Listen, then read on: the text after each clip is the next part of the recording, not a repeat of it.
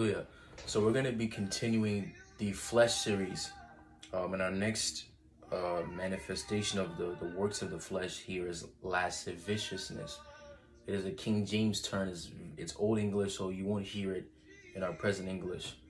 It is spelled Lascivousness, lasciviousness, and it means unbridled lust. Lasciviousness, unbridled lust. If we're going to understand lasciviousness, we have to understand concealment. There's a reason why the most valuable and precious things are concealed. For example, your heart is hidden inside your body, inside your rib cage, right about in this area here. It's not to the left. It's actually around the center of your chest, like around here, this area, center left. And everything valuable that you own is inside your house. Everything valuable that's in your body, the most valuable organs are concealed inside your body. It's that way by design. There's a reason why it's like that. The way God designed things, the most precious and valuable things are concealed. You see, the most precious and valuable things are concealed.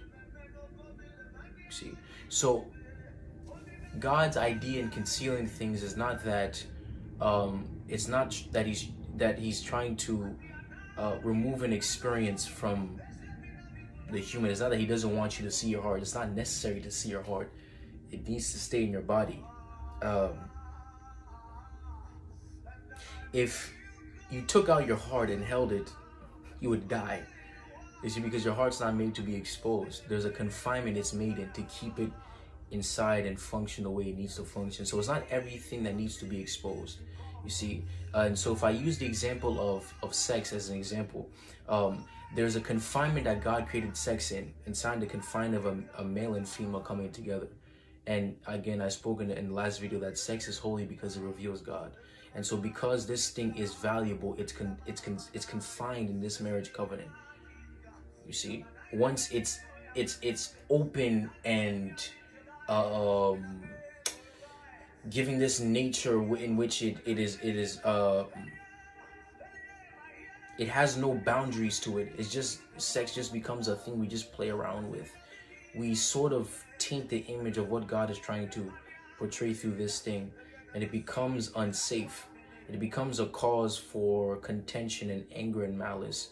Many problems have been caused in the life of men because of the misuse of this thing. Something that's supposed to be precious now becomes dangerous. The same way, if you took your heart out of your body, it would become dangerous for you. You would die.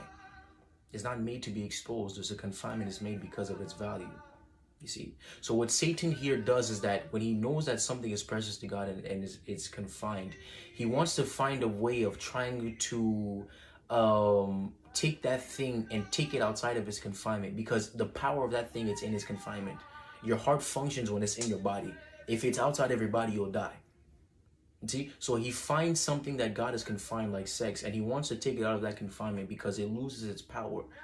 You see? Because God's design and purpose is for it to function there. You don't throw phones in water because it's not designed to be in water.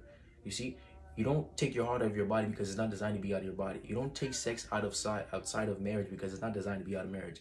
When you do all three of these things, whatever you took out of its original confinement, it will be damaged. It will not function correctly. You will have problems where you're supposed to have blessing. You see? And so what Satan wants to do, again, is wants to take these things that are supposed to be confined and take them out of their confinement. You see? Now, the way in which he does this is he tries to portray that what God is doing by confining this thing is that he's trying to hide you away from an experience. He's trying to imprison you. He's trying to enslave you.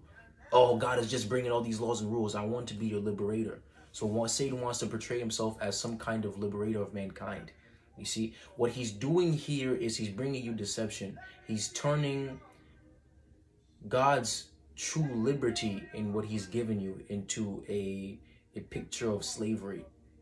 You see, so that as a son in the house of God, God has given you everything you need in that house. But Satan wants you to think that there's something outside the house that you need, that you're incomplete, that there's something extra you need. So he'll tell Adam and Eve, no, Did God say don't eat the fruit? No, no, no. He knows that if you eat the fruit, you'll become as gods, knowing good and evil. But there's a reason why God didn't want them to know evil, because they weren't designed to know that. It's not everything that you have to know. It's not all knowledge that's valuable. He says all things are lawful for me, but not all things are expedient. It's not just because you have the ability to do something doesn't mean it necessarily should be done. I can slap somebody. Should I slap them? I can know how to do certain things, but it's not expedient for me to know certain things. Mankind didn't have to know evil. It's not necessary. They're created in the image and likeness of God. They weren't created to do evil. Why should they know evil? The Bible says Jesus, who knew no sin, became sin. He didn't know sin. He didn't know evil. Why? Why know evil? For what? He doesn't have business with evil. He doesn't have business with sin. Why should he know sin? The word used for know means he wasn't acquainted with sin. He didn't as a person. If I say you don't know me, you're not acquainted with me. You don't know me. You don't talk to me. You don't converse with me. You don't see me. We're not in fellowship. You don't know me. We're not acquainted. I don't know you. I don't know your name. I don't know your background. When he says him who knew no sin, he doesn't know sin. He's not aware of sin. He doesn't know about the reality of sin. And that's how Adam and Eve were created. So Satan wants to bring this reality of, no, there's something God's trying to hide you away from. So he brings this tree of the knowledge of good and evil and says, no, if you eat this thing, you'll become knowledgeable of good and evil and you'll become as gods. But it wasn't necessary. And he made them fall by deception. You see? I was speaking of, Satan introducing this false sense of liberty. And that's what he's still doing in this world now. He wants to make himself appear as a liberator, to bring a false liberty. Let me explain this as well. What Satan is doing here is that the truth of the matter is that you will be a slave, but you'll either be a slave to God or be a slave to the serpent. You'll be a slave to Satan